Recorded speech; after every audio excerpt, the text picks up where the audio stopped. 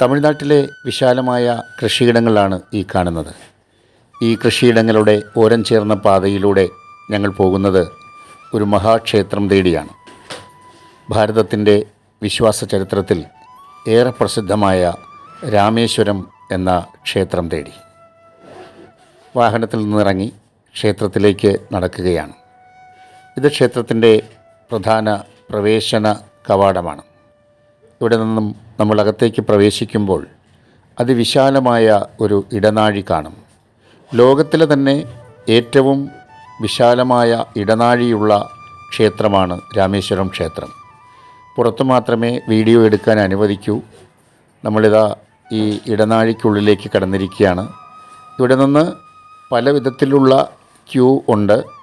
100 രൂപ, 200 രൂപ, പിന്നെ പൈസ അടയ്ക്കാതെ തന്നെ പോകാൻ കഴിയുന്ന ക്യൂ, അങ്ങനെ വിവിധ തരത്തിൽ നമുക്ക് ക്ഷേത്രത്തിൽ കടന്ന് ദർശനം സാധ്യമാക്കാം. ഇതിൻ്റെ ഏറ്റവും വലിയ പ്രത്യേകത എന്ന് പറയുന്നത് ഇവിടുത്തെ വൃത്തിയാണ്. എപ്പോഴും വൃത്തിയാക്കപ്പെടുന്ന ഇടനാഴിയാണ് ഈ ക്ഷേത്രത്തിനുള്ളത്. ഒരു ചെറിയ പൊടി പോലും നമുക്കിവിടെ കാണാൻ കഴിയില്ല.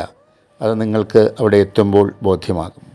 അങ്ങനെ മനോഹരമായ ആ ഇടനാഴിയിലൂടെ നടന്ന് 200 രൂപ ടിക്കറ്റിൻ്റെ കവാടത്തിലെത്തി അതെടുത്ത് ക്ഷേത്രത്തിനകത്തേക്ക് പ്രവേശിച്ചു.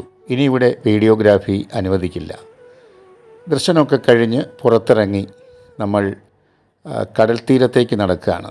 ധാരാളം ആളുകൾ കടലിൽ കുളിക്കാനും അതുപോലെ തന്നെ ബലിതർപ്പണത്തിനും വേണ്ടി എത്തിയിരിക്കുകയാണ്.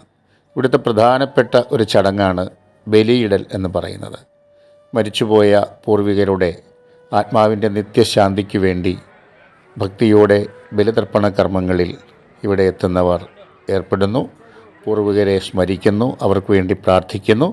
അതിനുശേഷം തന്ത്രിയുടെ നിർദ്ദേശപ്രകാരം ബലി തർപ്പണം കഴിഞ്ഞിട്ട് ഈ കടലിൽ പോയി പിണ്ടമൊഴുക്കുന്ന ഭാവത്തിൽ അവിടെ നിന്നും പൂജിച്ച് തന്ന പൂവും ദർഭയും മറ്റുമൊക്കെ കടലിൽ ഒഴുക്കിയിട്ട് മടങ്ങി വരുന്നു.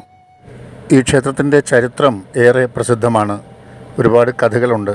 അതിനെക്കുറിച്ചൊക്കെ മറ്റൊരു വീഡിയോയിലൂടെ പറയാം. നന്ദി.